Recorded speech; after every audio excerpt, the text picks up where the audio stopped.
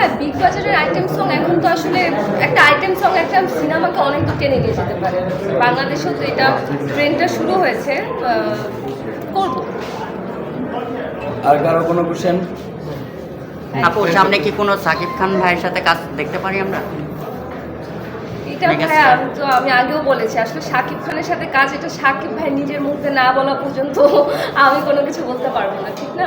আচ্ছা, দুবাই ট্যুরের বিষয়টা সেদিন বললেন যে আমি অনেকদিন পর পর যে ভিডিওগুলো সেগুলো রিলিজ করি, তো এটা কেন? আপনি তো ইচ্ছে করলে প্রতি সপ্তাহে যেতে পারেন। হ্যাঁ, ও আপনি সেই ইন্টারভিউ আমার পুরোটুকু আপনি ছিলেন? আচ্ছা, না আমি চাইলেই যে আমি মানে নাটকের অ্যাক্ট্রেস হিসাবে আমার পারিশ্রমিকটা কতটুকু আপনি বললেন আমি চাইলে প্রত্যেক সপ্তাহে যেতে পারি, অবশ্যই না। নিজের টাকা খরচ করে ট্যুরে যাচ্ছি বা হয়তো কোনো শোতে যাচ্ছি, আমি চাইলেই এক সপ্তাহ পর যেতে পারবো না। একটা ট্যুরে যাওয়ার জন্য অনেক প্ল্যানিং লাগে, তারপর আমি আমার ফ্যামিলি নিয়ে যাই, সো টাইম লাগে। আপু চাইলেই পারবো না, আমি উইশ আমি পারবো ইনশাআল্লাহ। আপু হালদারের সাথে আপনি যুক্ত হয়েছেন, মেগাস্টারের সাথে আপনার অনেক উঠা বসা হচ্ছে এই প্রোগ্রাম অনুযায়ী, তো আপনি কেমন দেখতেছেন ওনাকে? কাকে? মেগাস্টার সাকিব খান ও ভাইকে। আচ্ছা, আমি সুপারস্টার শাকিব খান। শাকিব খানকে নিয়ে তো আমি সবসময় সেদিনও বলেছি যে শাকিব খান তো আমাদের গর্ব। আমি তার সাথে যে পার্সোনালি কাজ করতে পারছি, আমি মানে নিজেকে সৌভাগ্যবান মনে করি। আর আমার আসলে হার্লিনের সাথে কাজ করতে খুবই ভালো লাগছে, আর হার্লিনের সাথে আমি চাই আমার পথটা দীর্ঘ। মোটামুটি ভালো কেটেছে, আমি বলবো না যে খুব ভালো কেটেছে, মোটামুটি ভালো ছিল।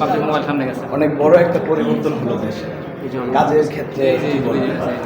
না, এখন তো আবার কাজে ব্যাক করেছি, মাঝখানে তো কাজ নিয়ে আমরা একটু কম কাজ করছিলাম যারা আমরা নাটকের আর্টিস্ট। এবার এখন ব্যাক টু দ্য ওয়ার্ক, ইনশাআল্লাহ 2025-এ আরও অনেক ভালো ভালো কাজ করবো, দর্শকদের উপহার দিব, ডিফারেন্ট কাজ করবো। 25 নিয়ে কি পরিকল্পনা?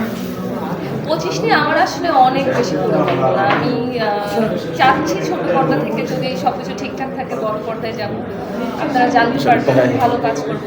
ওটিটি থেকে কোনো অফার আসছে কিনা? ওটিটি থেকে এখন আমি চেষ্টা করছি আমার এখন আমি চেষ্টা করছি আমার ওটিটির দিকে মনোযোগ দিতে, কারণ এখন ওটিটিতে আসলে অনেক ভালো ভালো কাজ হচ্ছে, আমার ইচ্ছা আছে আর অফার পেয়েছি, কাজ আছে। একটা প্রশ্ন না করে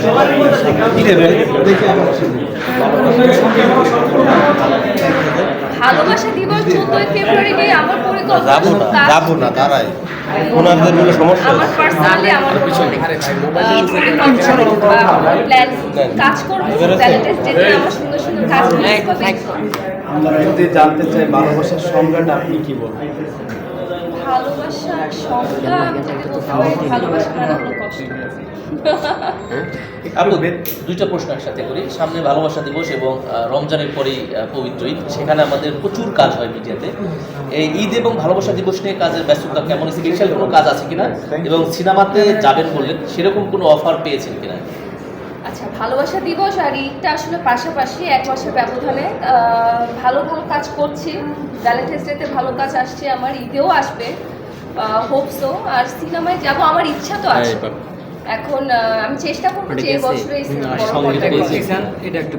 পেয়েছি তো অবশ্যই, কিন্তু যদি আমার সাথে আসলে আমার কাছে আর্টিস্ট এখন ম্যাটার করে না, যে কোনো সুপারস্টারের সাথে আমার কাজ করতে হবে বা কোনো ভালো যদি যে কোনো কেউ যদি ভালো আর্টিস্ট হয়, ভালো অ্যাক্টিং পারে, আমি আসলে ডিরেক্টর আর স্ক্রিপ্টটা বেশি দেখি।